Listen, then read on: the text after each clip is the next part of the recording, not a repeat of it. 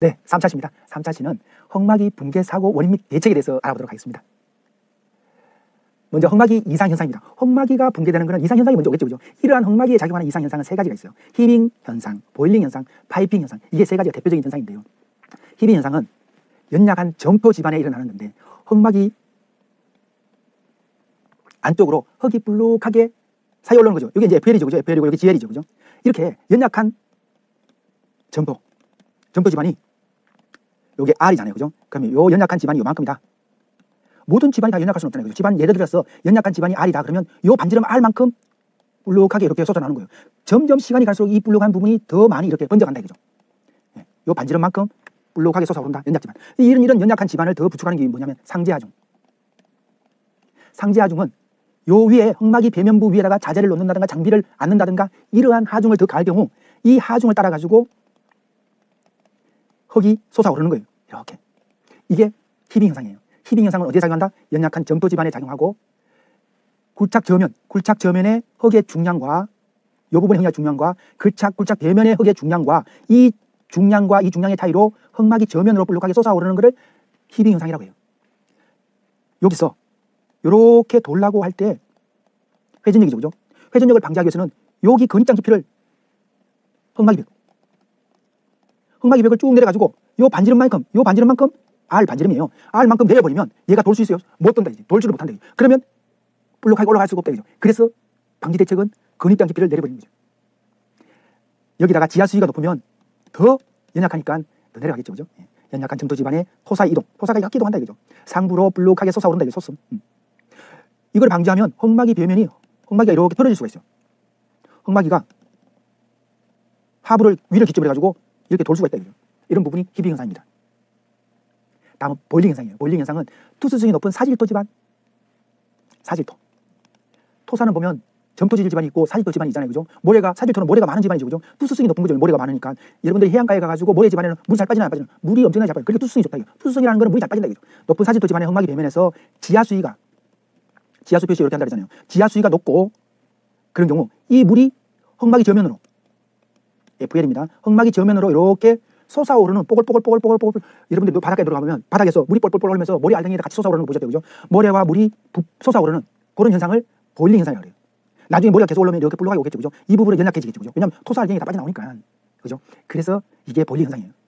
이게 GL, FL입니다. 그죠? 이게 흑막이죠. 자, 이런 부분에도 방지하기 위해서는 어떻게 해야 돼요? 수두 차이를 밑에까지 흑막이 근입장 깊이를 내려버리는 거예요. 사질토 지반이 물이 돌지 못하도록 근입장 깊이를 근입장 깊이 다동이란 말이에요. 그죠? 그걸 내려버리는 거예요. 아래로. 더 연장한다 이거죠. 그러면 흙이 물이 돌지 못한다 이거죠. 이게 보일링 현상입니다. 보일링 현상과 히빙 현상은 구분할 수 있어야 돼요. 연약한 점토질 지반이냐 사질토 지반이냐. 자, 다음 파이핑 현상이에요. 파이핑 현상은 지하수위가 높은 배면부의 지하수위가 흑막이 벽체에 틈새가 있어가지고 틈을 따라서 물이 빠져나오는 현상. 이게 파이프 모양으로 빠져나온다 해가지고 파이핑 현상인 거예요.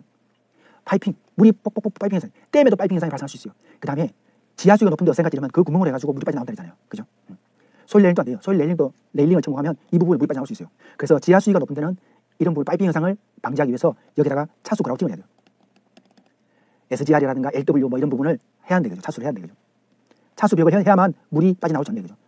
토류판, HBM의 토류판 같은 경우는 토류판 틈은 틈샘 따라가지고 물이 빠져나올 수 있잖아요. 그죠? 물이 빠져나온다는 거는 물만 빠져나오는 게 아니고 모래 알갱이라든가 토사 알갱이, 토립자가 빠져나오니까 배면부가 연약해질 수가 있다. 이거죠. 이런 부분을 방지하기 위해서 그라우팅, 차수를 해야 된다. 어디다가? 여기다가. 흑막이 배면에다가. 자, 흑막이 배면에 이렇게 물이 빠져나오는 현상을 사질토 지반에 더 물이 빠져나오는 게 높겠죠. 지하수위 얼음이 원활하니까, 투성이 높으니까. 자, 파이핑 현상까지 설명드렸습니다. 자, 개척관리 설명드릴게요. 자, 이러한 흑막이 가시설, 흑막이 벽체의 안전성을 도모하기 위해서는 주기적으로 개척관리를 해야 돼요. 개척관리를 하지 않으면 흑막이 변이가 오는 것을 판단을 못한다. 그죠? 그래서 개척장비가 필요한 거예요. 개척관리의 목적은 경제성을 도모하고 공사의 안전성을 도모하는 겁니다. 장래 공사에 대한 자료를 축적합니다. 이 집안의 어떤 변이라든가 이런 부분에 자료를 축적할 수도 있어요. 주변 구조물이라든가 인접 도로의 안전을 확보, 안전성하고 똑같은 얘기죠. 그죠? 집안의 거동을 확인한다. 그죠? 땅을 파고 내려가면서 상단 부분에 있는 이런 부분들의 거동이 일어나는지, 변이가 일어나는지. 변이가 뭐예요? 변형되는 상을 변이라고 그러죠. 그죠? 그래서 거동이 일어나는지 변이가 일어나는지 이런 부분을 한다. 그죠? 그 다음에 각종 지보재의 지보 진해력이 확보되는지, 스트러트라든가 이런 부분이 버팀대가 충분한 지보 효과가 있는지, 내력을 갖고 있는지 이런 부분을 확인한다. 이거죠. 지금 보시는 사진은 지하수위계를 넣어가지고 지하수위의 변동을 측정하는 계측기죠, 그죠? 네. 자, 지금부터 측정 장비의 사항을 구체적으로 설명드릴게요. 자, 먼저 집안 지표면, 집안이라든가 지표면에 측정을 하는 장비가 있어요. 첫 번째로 인적 구조물에는 균열 측정계, 두 번째는 경사계. 인적 구조물이 땅을 파고들어가면서 진동이라든가 충격이라든가 지하수위라든가 어떤 영향으로 해가지고 인적 구조물에 영향을 미칠 수가 있잖아요. 그래서 인적 구조물에는 크랙 게이지, 경사계, TT미터라고 그래요. 경사계를 설치하고 균열 게이지를 설치하는 겁니다. 그죠? 인적 구조물을 설치한다. 2번하고 3번은. 그 다음에 지표 치마계. 자, 집안의 지표면의 치마를 확인하기 위해서 지표 치마계를 설치합니다. 그죠? 레벨 길이죠. 네. 기준점을 설치하는 거죠. 네, 지표 변이 측정기 설명을 드렸고요. 다음은 집안 지중 변이계를 설명을 드릴게요. 지중, 땅 속에 어떤 변이가 일어나는지를 설명하는 거예요. 먼저 4번 지중 경사계. 지중의 땅 속에 지표 건물의 경사계도 있지만 땅 속에 인크로노메타라고 해가지고 지중 변이계, 지중 경사계를 설치합니다. 그죠? 그 다음에 5번은 지중 치마계. 땅 속에서도 치마가 얼마나 일어나는지, 수직도는 얼마인지, 경사는 수직변이, 수평변이 다 측정하는 거죠. 그죠? 그 다음에 지하수위계. 지하수위가 줄을 수도 있고 올라갈 수도 있잖아요. 그래서 지하수위를 측정하는 지하수위계, 워터레벨. 그 다음에 지하수위계 밑에다가 수압계. 지하수가 갖고 있는 압력이 있잖아요. 지하수의 압력을 판단하는 지하수압계. 토압계. 토량이 갖고 있는 압력계. 토압계. 이렇게 이제 땅 속에서 설치하는 변이계가 이렇게 있습니다. 다음은 헝마기 벽의 변이 측정계입니다. 헝마기 벽의 변이 측정계잖아요. 그죠? 땅 속에다가 측정을 했고 인적 구조물에다가 지표면에다가 다 측정을 했어요. 헝마기 변에 스트러트가 있잖아요. 스트러트의 유압잭이 있잖아요. 앞에다가 잭, 버팀대의 잭이 있잖아요. 이 잭에다가 설치하는 게 하중계. 충분한 하중을, 로드셀, 하중을 받고 있는지를 얘가 충분한 하중이 반대로 작용할 수도 있고 하중이 너무 과하게 작용할 수도 있는 거잖아요. 그죠? 토압의 변이가 있는지, 그러니까 하중계의 변이가 있는지를 설치하는 요 하중계. 뒤에서 또 다시 한번 설명드리니까 이게 스크루 잭에다가 이렇게 설치를 합니다. 그 다음에 변형률계. 변형률계는 스트러트 버팀대의 H빔에다가 플랜지가 있고 웨이브. 플랜지가 있고 웨이브가 있잖아요. 그죠? 웨이브에다가 설치합니다. 변형률계. 스트렝 게이지. 이 H빔에, 스트러트의 H빔에 힘이 오는지 변형이 되는지를 판단하는 변형률계가 있습니다. 이렇게 변형률계가 있다 이거죠. 이렇게 측정을 해야 됩니다. 그 다음에 공사장 주변에 측정하는 주변 측정계, 소음계, 진동계. 땅속은 진동계입니다. 땅속은 진동이 얼마만큼 느껴지는지. 발파하고 그러면 인적 구조물이 무너질 때는 0.2카인 이하로 해야 되죠. 그죠? 발파를 할 경우 진동이 발생했으니까 진동계를 설치해야 됩니다. 그죠? 그 다음에 소음이 브레카라든가 크레사 작업을 할 때는 이 소음이 날아갈 수 있잖아요. 그래서 소음 측정계. 이 기준치 주간 소음 측정기는 65데시벨 이하로 관리해야 되죠. 그죠? 그래서 물론 학교의 소음치는 55데시벨입니다. 그죠? 학교 주변은 강화돼 있죠. 그죠? 주택가는 65데시벨 이하로 소음 측정을 관리해야 돼요. 이게 소음기예요, 소음기. 공사장에서 나는 소음이 적법한 기준치 이하로 관리가 되는지 이렇게 측정을 하는 겁니다. 자, 이러한 계측기를 다 설치했다. 그러면 계측을 해야 되잖아요. 그러면 계측하는 주기가 있잖아요. 계측 주기는 설치 후, 그 다음에 공사 중, 공사 완료 후 주기가 달라요. 설치 후 3일 동안은 매일 실시해야 돼요. 매일 3일 동안은. 그 다음에 공사 중은 땅을 파고 내려가는 굴착 공사가 굴착이 진행되는 동안은 2개월 대 3개월 계속 굴착이 된다 그러면 주 2회 시간을 정해가지고 화요일, 금요일 뭐 이렇게 주 2회를 계측을 해야 되고요. 그 다음에 공사가 완료됐다. 굴착이 다 완료됐다. 더 이상 굴착하지 않고 이제 구조물을 한다 그러면 주 1회.